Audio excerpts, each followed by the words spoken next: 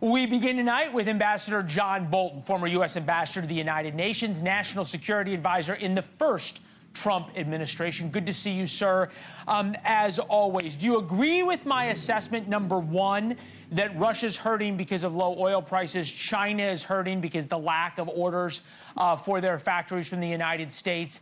And secondly, do you agree that Donald Trump may have a little bit better hand in negotiations than much of the media would like us to believe?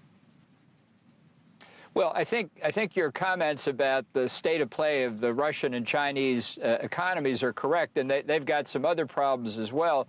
Whether that will actually affect negotiations as they play out depends, of course, on a lot of different factors. But it is fair to say that in any trade war, the typical outcome is that everybody suffers. We will suffer, and they will suffer too. Question, I think, is comparatively how much suffering will take place and who can bear it better. Okay. Would it be then fair, not to sort of beat the analogy into the ground, that how much the other side is suffering is really important and has been unreported? Yeah, yes, I think it is, and I think it's important how much they suffer and what the effects it has on their economies and their societies, and it's important that people understand it. And obviously, when you're dealing with authoritarian regimes like that in Moscow and Beijing, they're not exactly hospitable to the press, to say the least.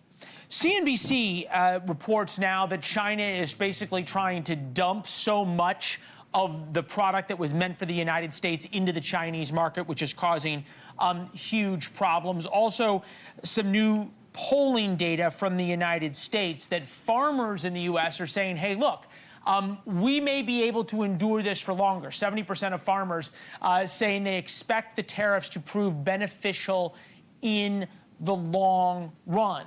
Emphasis on the long run. Do you see China and Russia yet at the point where they have to start making concessions?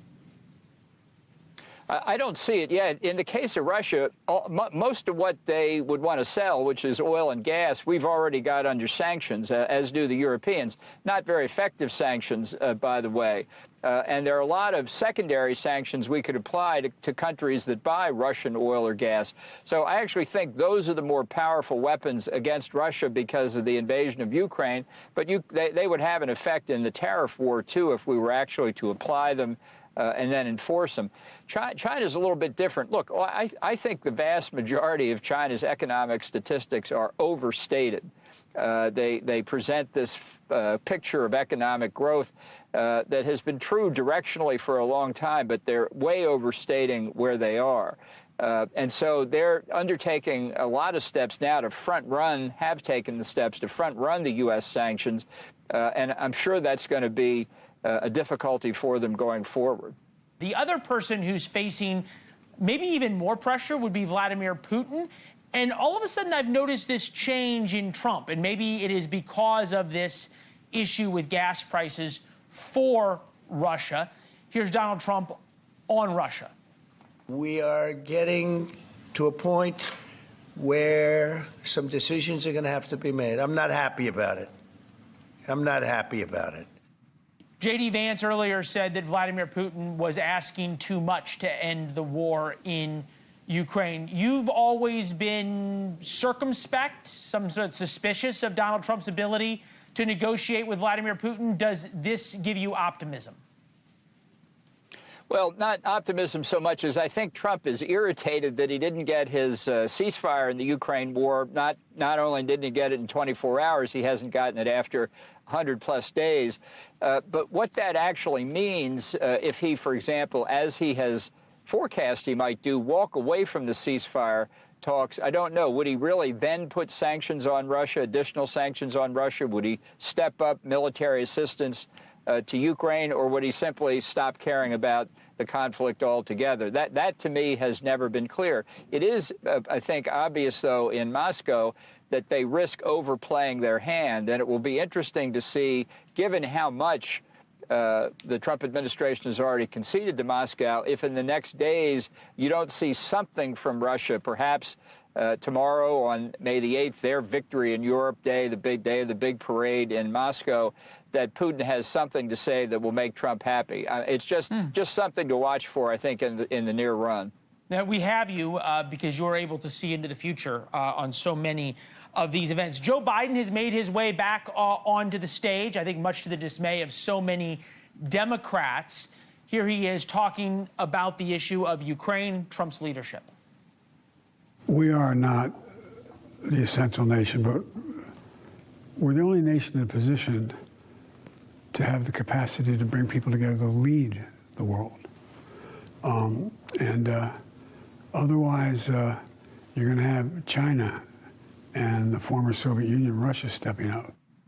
I'll leave it to other networks to talk about Joe Biden coming back on the stage. But the idea that we are not the essential country, I think any American who believes in American exceptionalism would disagree with that.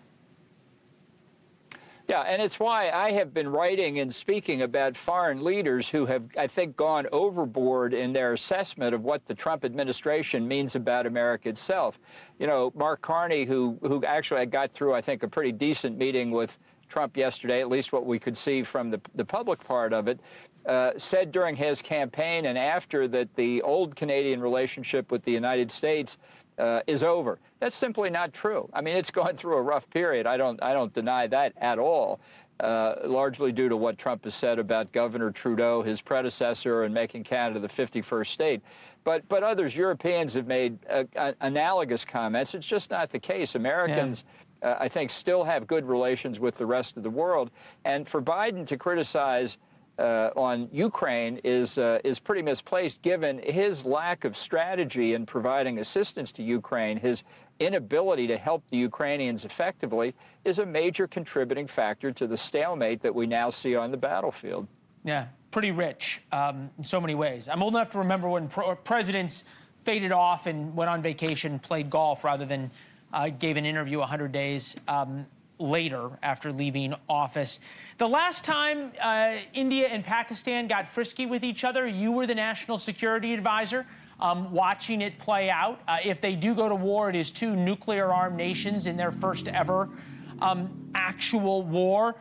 We were always told mutual assured destruction. Two nuclear nations would never go to war because they both could destroy each other. Does that apply to this tit-for-tat with India and Pakistan? Well, I think we need to hope so. You know, in times before they both had nuclear weapons, they had three pretty significant wars, a couple of smaller conflicts, but that was in obviously a very different context. I think both of them are well aware now of the risk of a nuclear confrontation. India was really responding to terrorist attacks on its territory. We'll see if the Pakistanis now content themselves with, apparently, at least they claim, having shot down 5 Indian planes in the course of the attack. Maybe that'll be enough. But Pakistan in particular knows India's got a much bigger conventional military, and that a nuclear exchange for both countries would be catastrophic. All right. Well, let's hope perhaps that you're right, that understanding exists in both capitals. Ambassador, it's always good to see you, sir. Thank you. Thank you, Leland.